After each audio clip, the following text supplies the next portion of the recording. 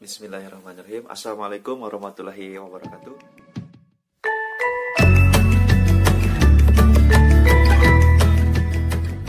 Bagaimana kabarnya Sobat Halal semua? Mudah-mudahan sehat selalu ya. Amin ya Allah ya Rabbal Alamin.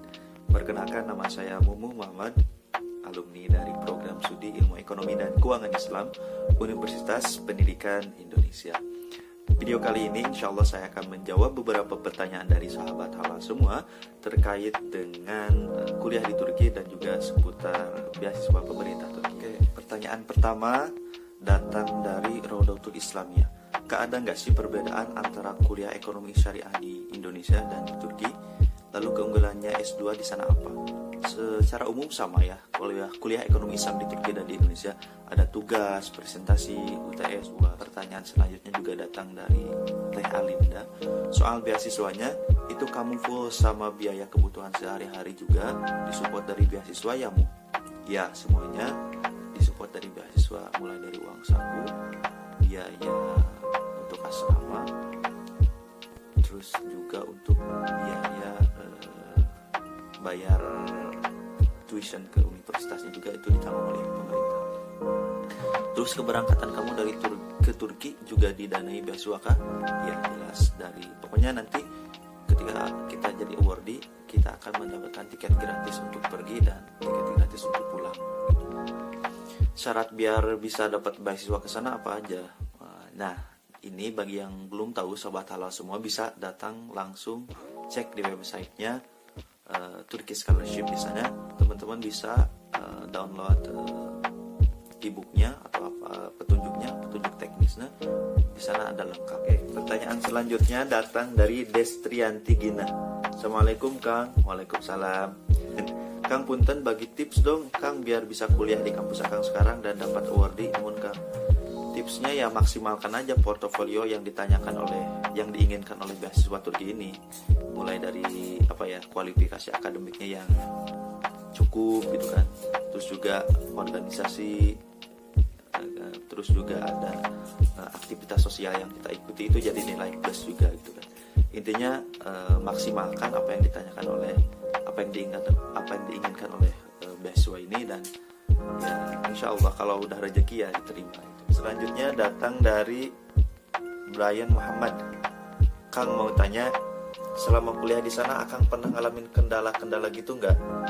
Dan bagaimana ngatasinya? Matur nuwun. Alhamdulillah ya, kendala nggak ada gitu ya.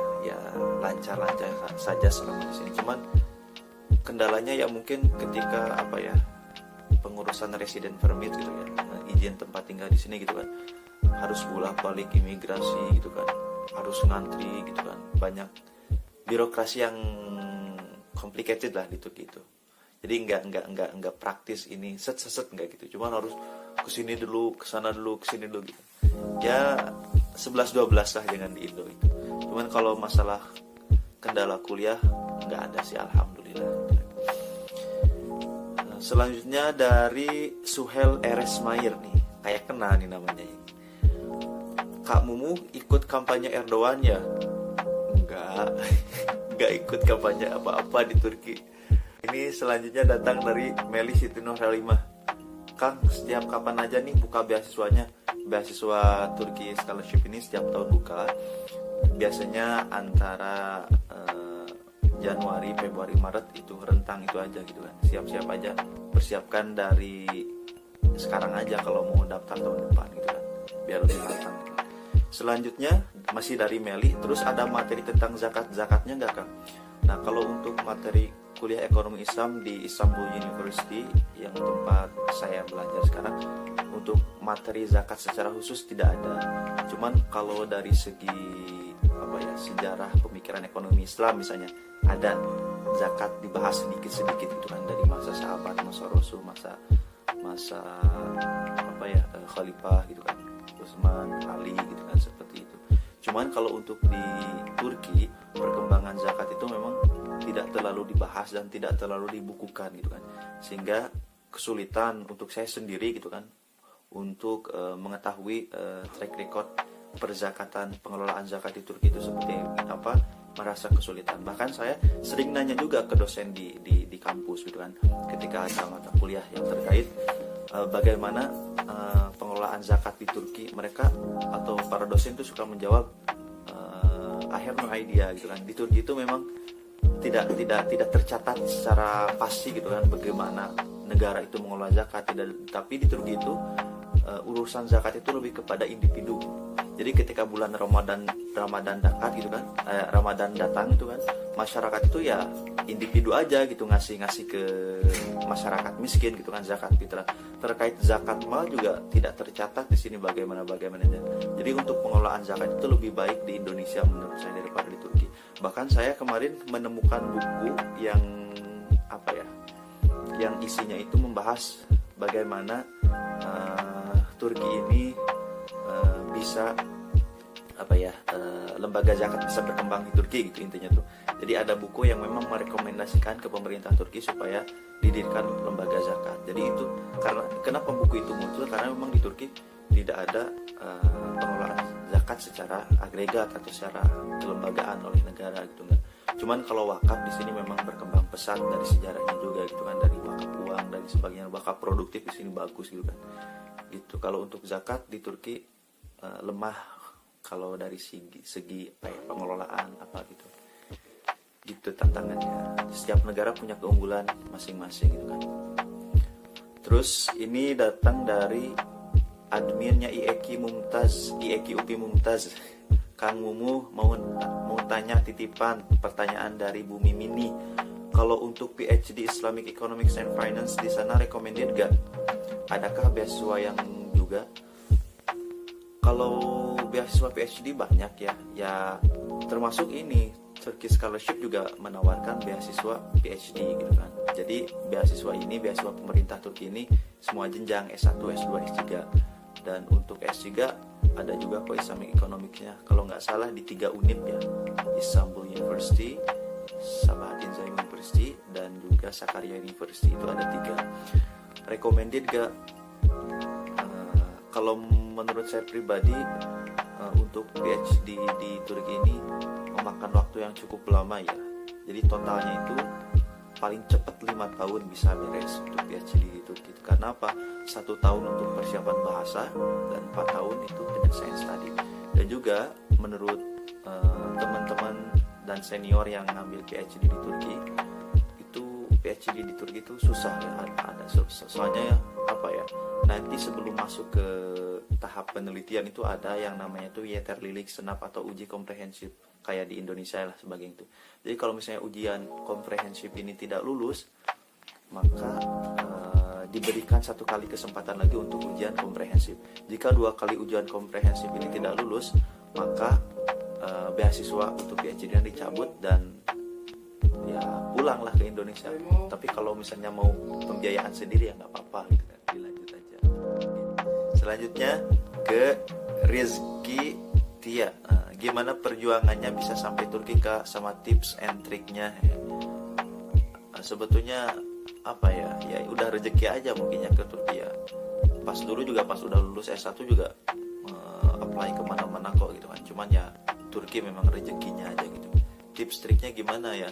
Ya tips triknya ya persiapkan maksimal aja gitu ya. Artinya ya ikutin aja prosedur yang diminta oleh beasiswa ini gitu. Dan banyak berdoa, ikhtiar aja sih, ikhtiar langit dan buminya. Insya Allah kalau udah rezeki, saya tekankan lagi tidak akan kemana. Jadi beasiswa itu seperti jodoh, kalau sudah rezeki ya nggak bakalan kemana gitu kan. Oke, selanjutnya dari Nispi Asia. Minhal mau tanya dong ke Kang Mumu, Kang, cara belajar Akang waktu kuliah bagaimana sih? Serius nanya, pen dijawab, kepo parah, hatur nuhun Minhal. Normal aja, biasa aja ya. Kadang males, kadang moodnya lagi nggak mau belajar, kadang lagi mau belajar gitu kan. Cuman ya kalau saya pribadi sih bikin jadwal aja sih. Misalnya hari ini saya harus ngerjain mana, terus besok harus ngerjain mana gitu. Jadi setiap hari itu minimal harus ada sesuatu yang produktif yang harus saya lakukan. Enggak rebahan dari pagi sampai malam, enggak. Rebahan pasti ada gitu kan setiap harinya.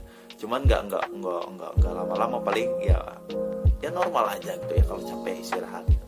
Ya intinya buat jadwal aja sih kalau menurut saya pribadi. Maksudnya tuh kalau hari ini saya harus ngerjain apa nih gitu kan, walaupun gitu kan ngerjain tugas walaupun itu cuma satu paragraf atau satu halaman, yang penting kita udah berusaha maksain diri gitu.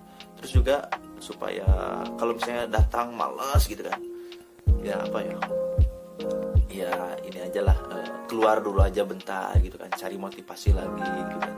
Terus apa ya, ya ingat tujuan aja sih gitu kan. Kalau misalnya kita males-malesan terus, ya masa depan mau gimana gitu.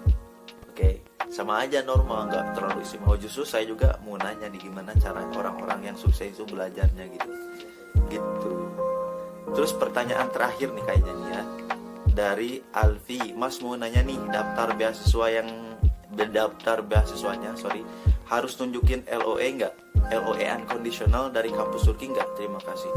Nah, salah satu keunggulan dari beasiswa atau kelebihan dari beasiswa Turkish Scholarship ini, kita nggak harus menunjukkan LOE unconditional. Jadi ketika kita daftar beasiswanya, kita tinggal nunggu aja pengumuman kita lulus atau enggaknya. Jadi udah otomatis kita diterima di kampusnya dan kita dapat beasiswanya gitu. Jadi udah terintegrasi gitu. Jadi kita nggak usah cari-cari LOE dari kampus, dan juga nggak usah daftar ke kampus ini itu. Jadi beasiswa ini sudah integrasi, kita daftar kampus dan juga daftar beasiswa. Oke. Teman-teman sobat halal semua, mungkin sharing kita kali ini cukup sekian, dan mohon maaf kalau banyak kekurangan. Insya Allah kita ketemu lagi di sesi selanjutnya, dan jangan lupa di share video ini dan ajak teman-temannya untuk follow akun Ruang Halal, yang insya Allah Ruang Halal ini bisa bermanfaat untuk semua dan bisa lebih semangat untuk tim Ruang Halal untuk memposting hal-hal yang bermanfaat. Dan jangan lupa komen, share, dan like, dan juga